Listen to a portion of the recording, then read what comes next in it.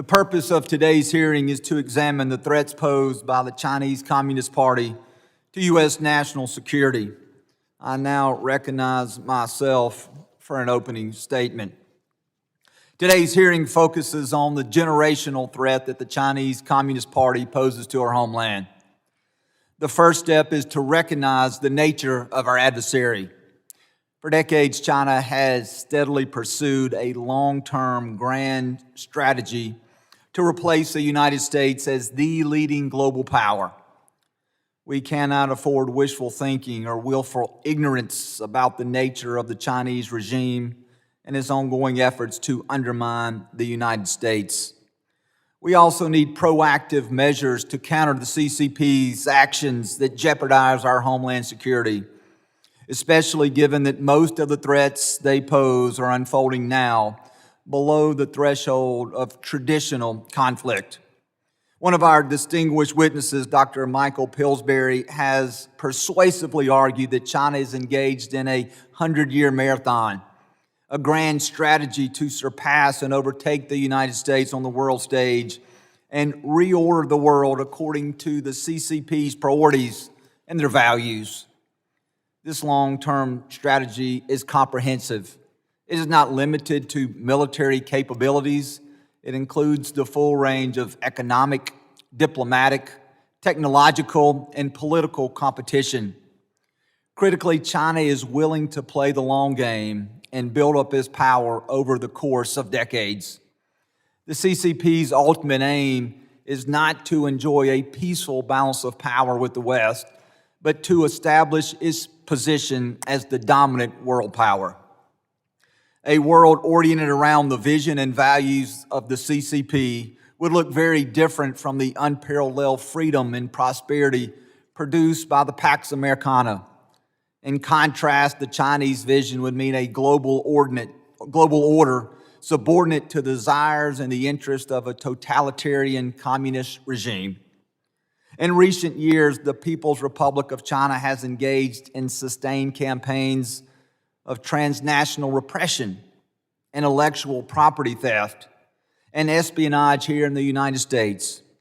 Over the past 4 years, there have been more than 60 espionage cases across 20 states linked to the CCP. Operations to gather intelligence on sensitive military information and the theft of technology and trade secrets. Just this past December, a Chinese citizen was arrested for flying a drone over Vandenberg Space Force Base in California. He was apprehended at the airport trying to board a flight back to China. Additionally, agents of Beijing have targeted dissidents and regime critics within the United States through covert Chinese police stations in New York City and other major U.S. cities.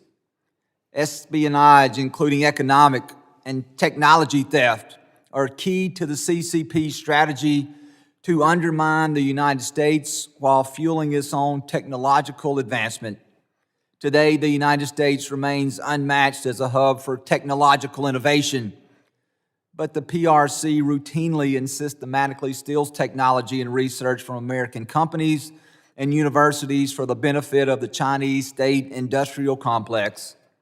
Many Chinese corporations are state-owned enterprises, and China's national security laws give the regime the power to force companies to hand over any information or data. Moreover, the CCP has implemented a national strategy of military-civil fusion to position the People's Liberation Army as the dominant military power by 2049. Part of this strategy is mass intellectual property theft of sensitive information from both U.S. military and civilian targets.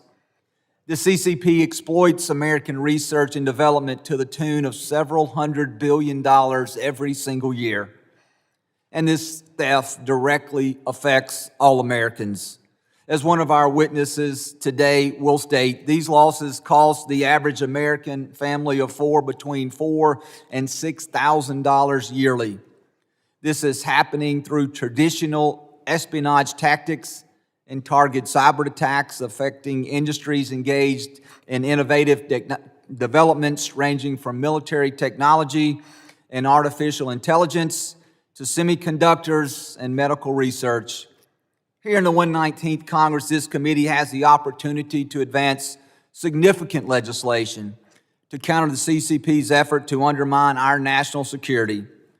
Working together, we can find practical policy solutions to shift the playing field in our favor, whether we are countering acts of transnational repression, strengthening our cybersecurity with legislation like the Cyber Pivot Act, or shoring up our economic security and supply chain resilience. We can make major headway on meeting the challenges posed by the PRC. The freedoms and prosperity of the American people in the decades to come depend on our courage, on our foresight, and our ability to take decisive action now. I look forward to a serious discussion on the critical threats posed by the CCP to the United States homeland as we kick off this committee's effort to protect the homeland against foreign actors.